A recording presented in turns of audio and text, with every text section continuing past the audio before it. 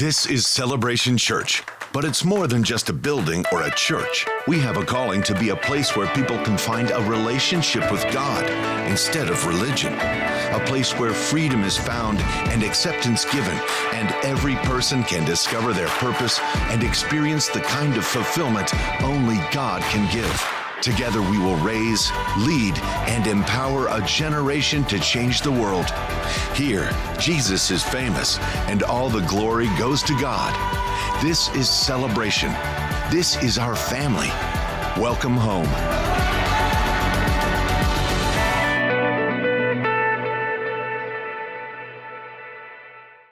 This morning, I want to talk to you about the idea of being humble. Something I don't really exceed well in, but we're going to talk about it anyway. Luke, the 18th chapter, starting at verse 9, Jesus is speaking. He also spoke this parable. Who's he talking to? To some who trusted in themselves that they were righteous. They're right. I'm right. Everybody else is wrong. And despised others. So here's the parable. He says there's two men went up to the temple to pray. One was a Pharisee. Now, these were the religious leaders of the day. Everybody wanted to be like the Pharisees, okay? And the other was a tax collector. Now, the Jews at this time hated the tax collectors. Now, nobody likes paying taxes, but this is different, okay? It's not just that they're paying taxes for their own community. They are an occupied country, and all this money is going back to Rome. And the Romans are the occupiers, and they considered the tax collectors to be traitors to the country. They're in cahoots with these people who are oppressing them. And they were famous for lining their own pockets as well, and so they were highly despised. Evil, traitors, filthy. I mean, this is, when they say tax collector, they're talking scum of scum. They don't like these guys. So one is a Pharisee, the other is a tax collector. Ooh, nobody likes these evil tax collectors. Well, this Pharisee, this respected religious leader, stood and he prayed thus with himself. I like that. He thinks he's praying to God. He's praying to himself because God isn't listening to this nonsense. He says, God, I thank you that I'm not like other men. I'm fabulous. They're not. These extortioners, unjust people, adulterers, or even as this filthy, rotten tax collector. I fast twice a week, and I give tithes of all I possess. And then the tax collector, who was standing afar off, would not so much as raise his eyes to heaven, but beat his breast and saying, God, be merciful to me, a sinner. And Jesus said, I tell you, this man, the one who was the tax collector, went down to his house justified rather than the other. For everyone who exalts himself will be humbled, and he who humbles himself will be exalted.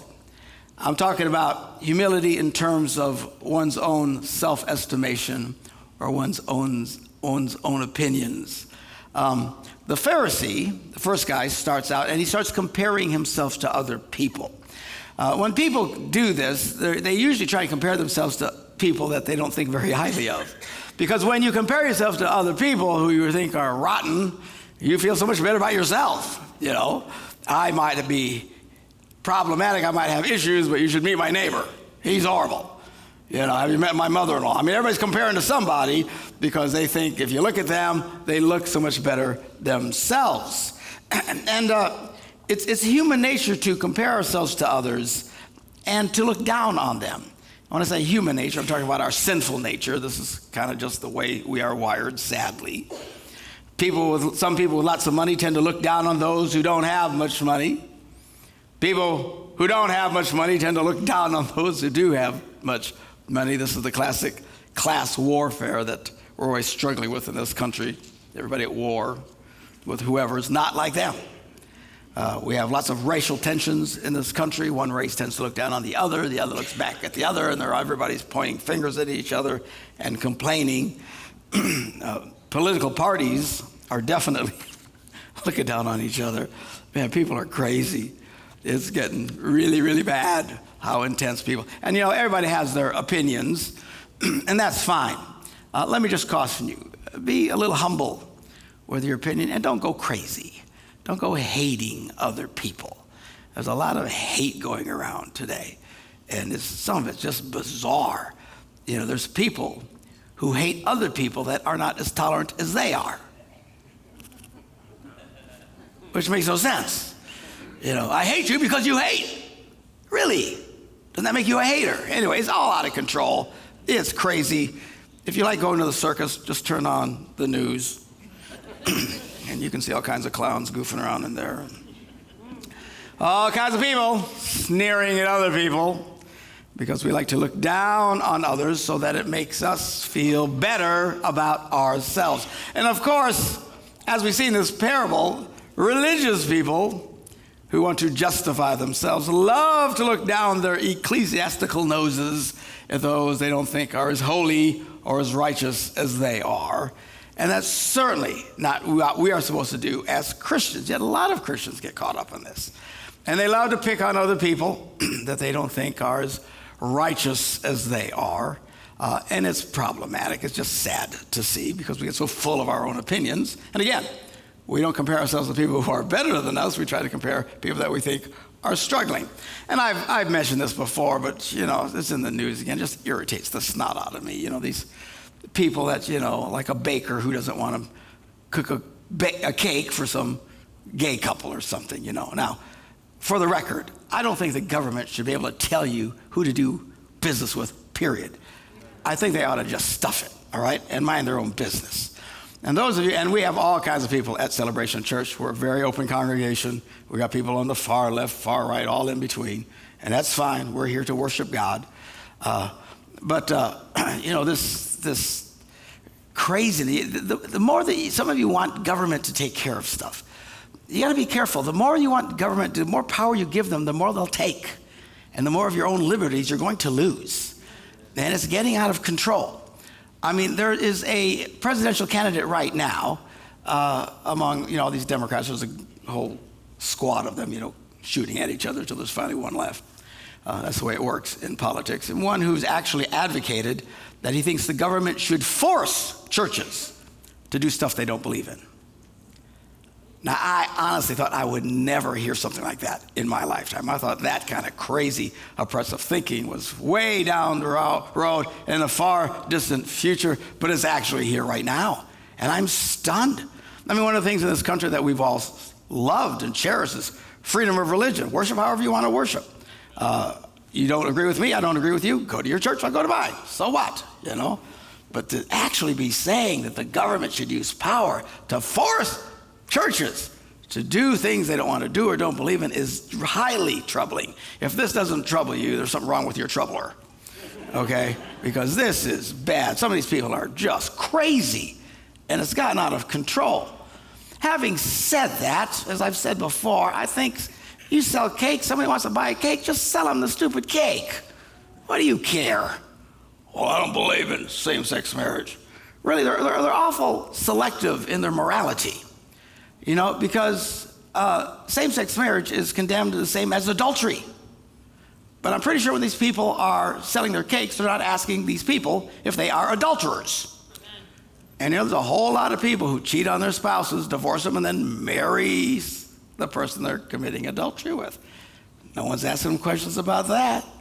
I wonder if they're asking them questions about fornicators. For those of you who don't know what fornicating is, it's when you're doing it before you say, I do. And I don't even want to see the number of hands of people who are doing it before they said, I do. All of this is condemned in the Bible, but they pick the one. Of course, the smallest percentage. They get all mad about it, and everybody gets all righteous and full of indignation over all this stuff. And don't get caught up in this nonsense. And these people, God bless them. I just think they're idiots. The bad thing is they make us look like idiots. Always, like that. Oh, God, I thank you. I'm not like this other person. And I'm convinced that one of the reasons so many so-called Christians get so mad at the extreme, whatever sexual behavior they see in anybody, is because it makes them feel better about their own sexual sins. I'm absolutely convinced of it. The ones who get the most upset about it are up to their own eyeballs and all kinds of stuff. But it's different. I'm not as bad as that guy. Man, just be careful. Don't get caught up in crazy. I remember when it was a couple of years, everybody was getting all freaked out about transgender bathrooms and stuff. Someone came and said, Pastor, we need a policy in this church about bathroom usage. I said, no. If you got to go, just go. We're not going to have a policy. You step into the place, you close the door, you do whatever you do, then you leave. Well, wash your hands first. And then you leave.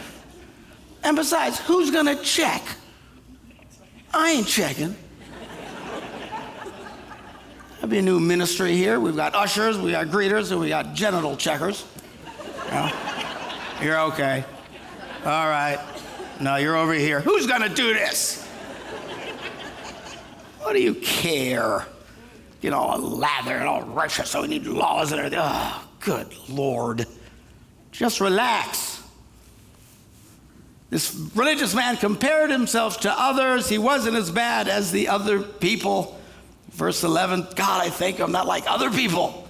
Extortioners, unjust, adulterers, these filthy people. Or even as this tax collector.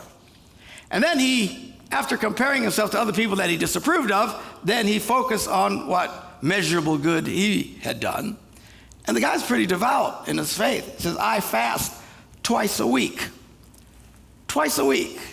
2 days a week he goes without eating anything, just so that he can pray and focus on God. That's pretty devout. Most of the devout people I know don't fast twice a year. Most of the people I know have never fasted, which is not good at all, you know.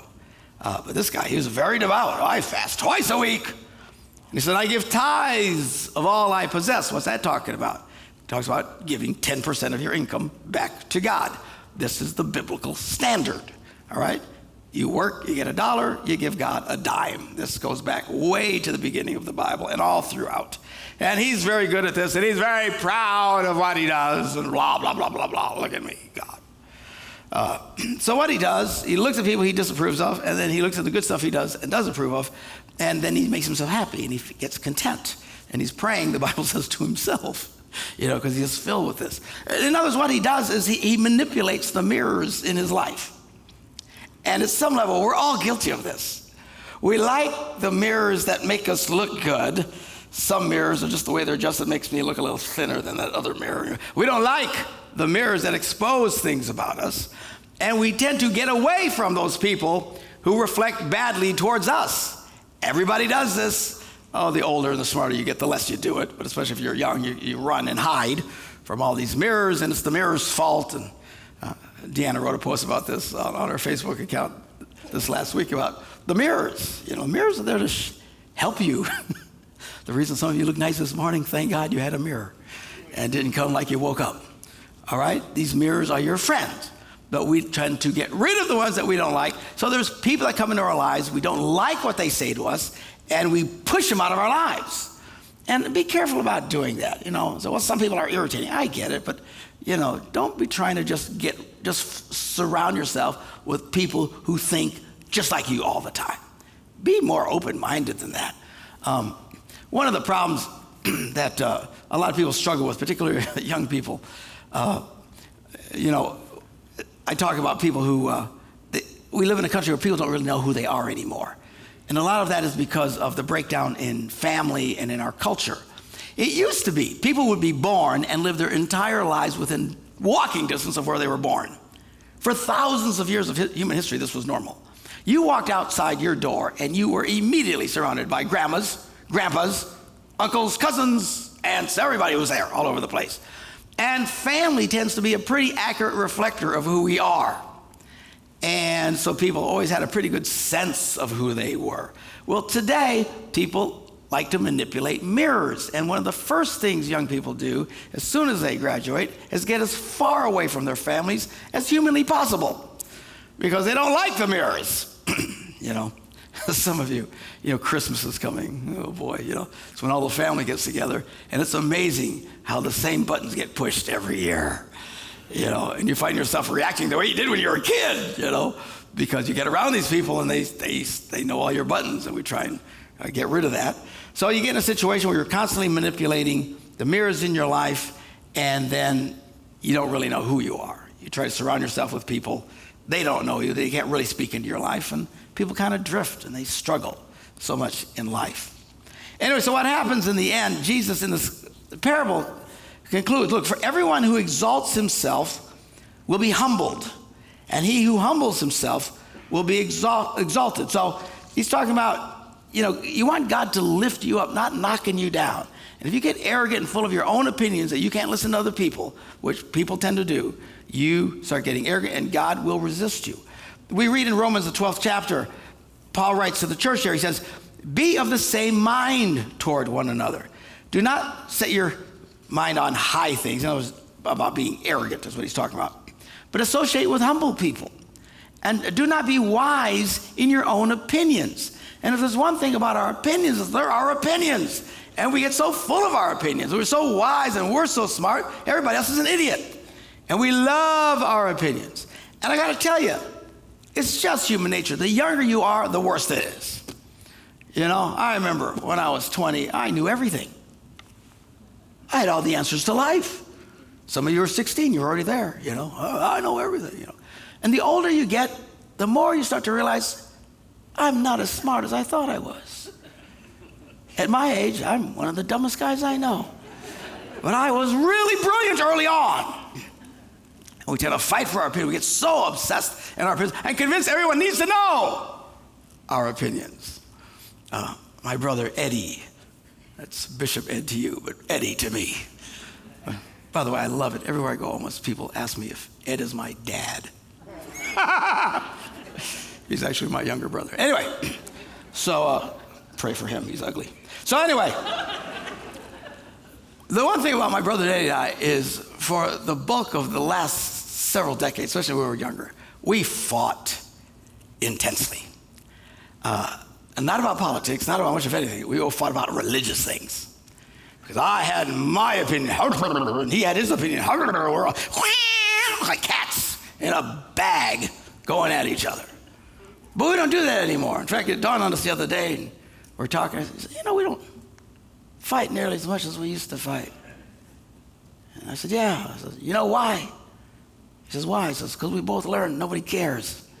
At some point, you still got your opinions, but you go, yeah, who cares? Nobody cares. You know what I'm saying? And then you just get along with people. We still don't agree on a great many things, but we don't fight about it anymore. The older you get, the more humble you start to be in your opinions. And I got to tell you, it's really kind of frustrating because I get young people who are not Christians. They hear about the Bible and they don't care. That's normal, right?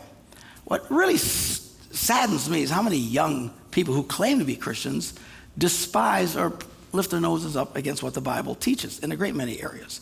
You can come to them and say, straight, when I'm saying young, I'm talking 20, 30, maybe even 40s. But you can go and show them what the Bible says, and they go, well, yeah, but, I have my own opinions. Well, do you now? How impressive is that? For thousands of years of human history, people who walked with God, experienced miracles, walked and listened to Jesus teach and stuff, and all the wisdom they've had, you now, at your advanced age of 24, are smarter than all of them. You can show them what the Bible says, but I have my own opinion. Really?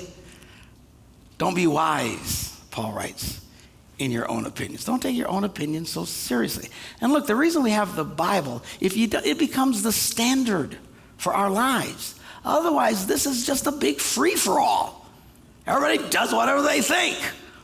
Talking about anarchy in the Old Testament, it says everyone did what they thought was right in their own eyes. It says, well, I don't think it's wrong, and I think this is okay, and I is what happens. And then, it always would end up in anarchy. And it's like we got people today that are just pushing in that direction. You can show them whatever the scriptures, again, Christians, you can show them what the scripture says, and they come back overwhelmingly with, yeah, but I think, and I don't get it. They don't realize how important it is what the Bible teaches. That's why you want to learn what the Bible teaches. Or this becomes just a mess of astronomical proportions as everybody just starts doing what they think is right. And then what's right? Then nothing's right, and everything gets out of control. That's why we have the scriptures. It becomes the thing that centers us with people of faith for thousands of years. Otherwise, everybody just starts making up their own version. And you're not supposed to be making up your own version. So, well, I don't like that rule. Well, so what? There's a lot of things in life I don't like. I don't like having to drive 55. But if I go too much faster than that, they're going to be pulling me over. All right? You can't just make up your own rules. Some cop pulls you over. You're going 82 in a 45-mile-an-hour zone. You don't go, well, yeah, but I think it's okay. I'm more open-minded. They don't care. They're going to throw you in a hooshkow or fine you big money. Isaiah, the 5th chapter, he writes these words, woe to those who are wise in their own eyes and prudent in their own sight. Man, if you don't have a sense of maybe what I think isn't right, then you're not getting this. There should always, everybody's going to think what they think. It's natural. Everybody's going to have their own opinions. I get that. But if you don't have a little sense of, I could be wrong, then you're in a bad place. You need to be more humble in your own opinion. And Peter, the Apostle Peter writes, likewise, you younger people, submit yourself to your elders. Yes, all of you, be submissive to one another, be clothed with humility. Why? Because God resists the proud, but he gives grace to the humble. You don't want God resisting you. You think your life is hard, go down that path where everything you're doing is like God is pushing against you. And it can happen if you get arrogant and proud and you're just so obsessed with your own thoughts and opinions all the time. One of the things about Celebration Church, we're one of these churches that is, we're not considered what's called a congregationally run church. Most evangelicals are congregationally run. What does that mean? The congregation votes on everything. They vote on what carpet color to have. They vote on, everything. What kind of toilet paper we're going to have. Who's going to do this? They're always voting on stuff. And we're Americans. We like to vote on stuff, and I get that. But then it just turns into a big political mess. And everybody is full of their own opinions. And they go at each other's throat. That's why there's so many different churches, Every church has their thing. That's why so many churches split apart all the time. They do well. 80% of churches in America today, of the 400,000 churches, 80% of them have 100 people in them or less. That's about how many people you can get in the same room that will agree about everything. It's true. And once you get past that, then it becomes problematic. Here, we don't do that. If you get stuff that's horrible, you can just go to a different church. But we don't have these organized, things where everybody's voting on this, that, and the other, and the color of this and that and the other. It would just be crazy. And I can't stand that stuff. It makes me crazy.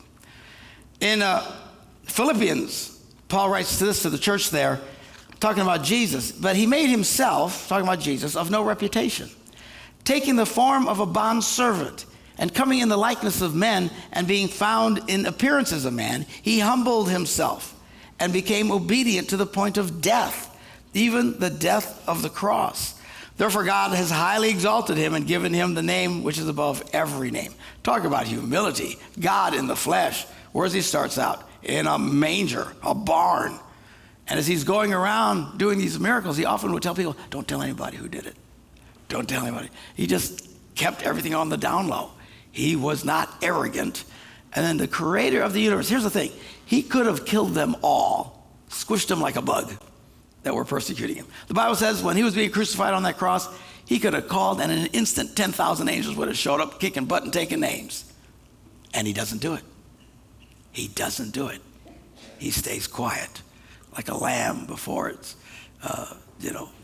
shears is dumb, doesn't say anything. Jesus was like that. He didn't say a word.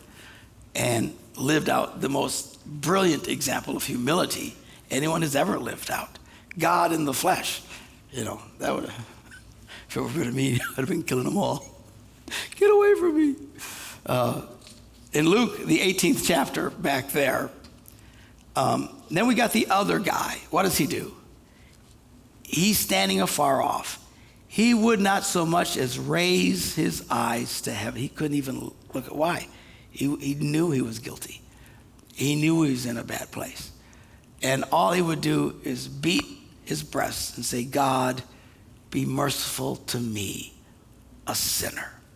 And Jesus says, of the two, this is the guy who went home justified, forgiven, made right, because he was humble in his own estimation. One of the best things, one of the easiest things to do, I've noticed when you share faith with somebody, is people who are really bad, they're easier to talk to than people who think they're really good. Because bad people know they're bad, you know? Man, when the first time I heard someone talking about Jesus, you didn't have to convince me I was a sinner. I was leader of the pack. You know, I was bad. You know, but when people get full of, well, I don't need to go. You know, I go to church all the time. You know, I do this all the time. I'm a nice person. I help little old ladies cross the street, or whatever they do. They don't talk about all the bad things they do. They talk about all the nice things they do. They justify themselves. I don't need God. It's amazing how many people, even listening to me right now, because we're all over the place on the internet, all around the world, on television here in Wisconsin. It's amazing how many people, their opinion of themselves is, I don't need God. And they kind of sneer at those who do. They say, well, I don't need a crutch. Religion is just a crutch. No, it's more of a wheelchair. I got to tell you, I totally need it. I'm a mess. Anybody who thinks I can do this on my own, that's why people are so miserable today. They're trying to do everything on their own. They think everything they think is right. I don't need anybody. Leave me alone. And then they struggle greatly in life. And that's why people can live in cities surrounded by millions of people and be as lonely as they possibly can be. One of the great things about church is we gather together and we're there for each other. Why? Because we all need help. We all struggle with stuff. Some of us, you know, are going through difficult times, facing a death in the family. Maybe you're really sick, you need some help. Maybe, you know, who knows where you're at this morning. But we need people. We're supposed to be doing life together. The reason we can gather and worship together, no matter what our backgrounds, no matter what our political opinions and all this stuff, is because at the end of the day, we admit, you know, I need some help. I need God in my life. I need people in my life. A lot of people are quick to say, oh, I need God in my life, but they don't want people because they don't like people, and they become very arrogant about that. Look, we all need each other. Don't think you don't need people. Always try to keep the attitude of humility, you know, that I don't have all the answers. I need help. I need wisdom. I need advice. I need encouragement. But at the end of the day, I got to say, okay, what are they seeing that I'm not seeing? You know, what's in this mirror that's something I can adjust to? And the more I do that, the more I grow, the more I learn.